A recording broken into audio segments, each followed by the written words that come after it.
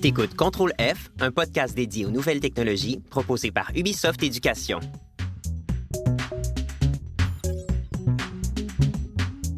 Allô? Comme vous le savez, je suis passionné par la technologie, mais j'ai encore tellement de choses à apprendre. Bon, aujourd'hui, on parle techno et animaux.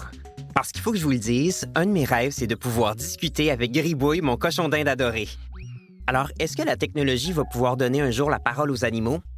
Pour y voir plus clair, je suis accompagné, comme d'habitude, de Leila. Allô?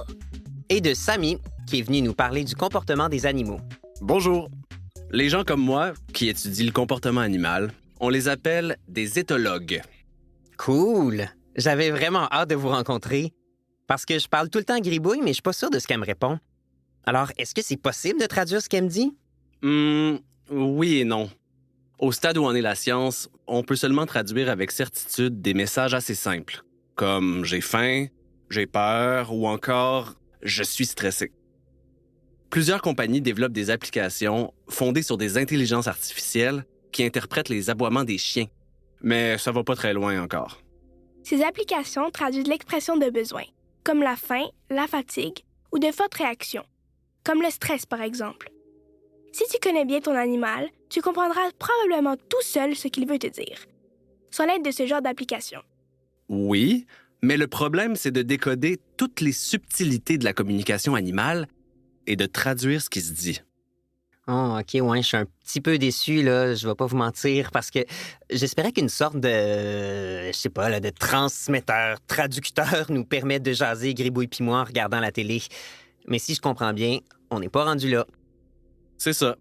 La communication animale, c'est super complexe. Mais la technologie nous permet de mieux l'étudier. Tous les animaux sont capables de communiquer. Comme les humains, ils utilisent plusieurs moyens pour le faire. Par exemple, ils émettent des sons. Ça, c'est la communication sonore ou la communication verbale pour les humains. Les animaux utilisent aussi le langage du corps, en bougeant la queue, les oreilles, la tête. C'est ce qu'on appelle le langage corporel. Ah oui! Gribouille me parle, à Quinn, puis quand Gribouille est énervé, on dirait qu'elle frétille. Ah, un peu comme moi quand ma commande arrive au resto. Un autre exemple surprenant de langage corporel, c'est celui des caméléons. Les caméléons changent de couleur pour communiquer les uns avec les autres. Oh wow, je savais pas ça. Hey, ça serait pratique si Gribouille faisait la même chose. Poil rouge, je suis fâché. Poil bleu, j'ai envie de jouer. Les animaux emploient aussi la communication chimique. Ils émettent des messages en dégageant certaines substances qu'on appelle des phéromones. Des phéromones? J'en ai, moi? Attends. Je sens quoi, là? Une petite odeur de pizza, puis... en fait, je pense que j'ai besoin d'une petite douche. Ben oui, nous aussi on dégage des phéromones et on s'en scelle des autres, mais on le fait sans s'en apercevoir. Et pour communiquer, animaux et humains utilisent tous les canaux à la fois. On émet des sons, on envoie des messages avec notre corps et on diffuse des phéromones, même si on ne se rend pas compte. Grâce à la technologie, on découvre à quel point la communication animale est complexe. On utilise plein d'outils pour mieux comprendre la manière dont les animaux communiquent entre eux et le type de messages qu'ils échangent. Par exemple, les machines entendent des sons émis par les animaux qui échappent à l'oreille humaine. On s'est aperçu que certains poissons font vibrer leur nageoire dans l'eau pour parler avec leurs congénères. Mais les humains ne les entendent pas. C'est ça. Et la technologie nous permet aussi de voir certains messages invisibles à l'œil nu.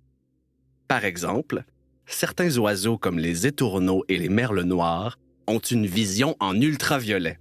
Ils voient des couleurs invisibles pour les humains. En fait, leur plumage n'est pas noir. Pour eux, il est plein de couleurs chatoyantes. Ils s'en servent pour se séduire pendant la saison des amours, mais nous, on doit s'équiper de lunettes ultraviolet pour les voir. C'est vraiment fascinant. La technologie permet de découvrir plein de choses sur la communication des animaux. Oui, et ça va plus loin. L'intelligence artificielle, dont on a parlé dans un autre épisode, peut aussi aider les chercheurs à comprendre la communication animale. Elle permet d'étudier les expressions faciales des animaux ou encore les sons qu'ils émettent. Oui, Une étude assistée par intelligence artificielle a montré, par exemple, que les chauves-souris vocalisent de différentes manières selon à qui elles s'adressent et dans quel contexte. Les chauves-souris parlent? Elles se racontent quoi? Elles vocalisent quand il y a des chicanes de nourriture, quand elles manquent de place pour être confortablement installées et pour repousser toute avance non désirée. C'est le croisement entre analyse informatique et observation par les humains qui a permis de mieux comprendre cela. Oh, OK, oui, je les imagine, là. Tasse-toi de là, Pierre-Alexandre, il y a de la place pour tout le monde dans cette grotte-là. Hey, Raymond, bas les pattes, c'est mon repas, ça. T'es bon?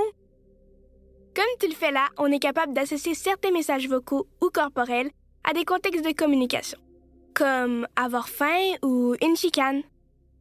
Mais attention à l'anthropomorphisme. Anthropo quoi? L'anthropomorphisme. C'est quand on attribue des comportements humains aux animaux, comme des pensées ou des intentions ou certaines émotions, alors que la science ne peut pas confirmer que c'est vraiment ça qu'ils expriment. Par exemple, au lieu de dire qu'un tigre est fâché, les chercheurs vont dire qu'il est en état de vigilance extrême ou qu'il ressent de la peur. On essaie de parler d'émotions qu'on est capable de mesurer. OK, je comprends. Mais on est d'accord pour dire que les animaux ressentent des émotions. Oui, il n'y a aucun doute là-dessus. Leur cerveau est équipé pour ça. Les ânes, par exemple, vivent un stress très intense quand un de leurs congénères meurt. On ne peut pas vraiment affirmer qu'ils sont déprimés ou en deuil, mais ils ont l'air de l'être, d'après nos standards humains. Si j'ai tout suivi, la technologie permet surtout, à l'heure actuelle, d'observer les moyens de communication des animaux avec plus de précision pour mieux les analyser. Exactement. L'observation patiente des animaux, c'est la clé pour apprendre à les comprendre. Le problème, c'est d'interpréter les messages les plus élaborés et de comprendre ce qu'ils veulent dire. Mais la technologie nous permet de faire des grandes avancées. Je me sens bien énervé par tout ce que j'apprends. Les animaux sont tellement fascinants. Plus on fait des découvertes, plus on réalise que la communication animale est très complexe. Oh ouais, vraiment. D'ailleurs, je devrais peut-être adopter un caméléon pour tenir compagnie à Gribouille. Ils pourraient jouer à cachette ensemble, se déguiser, aller magasiner, faire du tai chi. Puis moi aussi, d'ailleurs. Ce serait cool, hein, Léla, tu crois pas? Pendant que notre ami et son cochon d'Inde font du tai chi, tu peux lancer un autre épisode de Contrôle F. On aborde tellement de sujets intéressants. Oh oui! Une production d'Ubisoft Éducation, réalisée par La Puce à l'oreille et les studios Bakery. Un texte de Lucie Lemonnier avec les voix d'Alice Poblette, Gabriel Léger-Savard et Jonathan Caron. Un grand merci à Claire Grosset et Marion Desmarchelier, toutes deux professeurs adjointes à la Faculté de médecine vétérinaire de l'Université de Montréal, pour leurs conseils.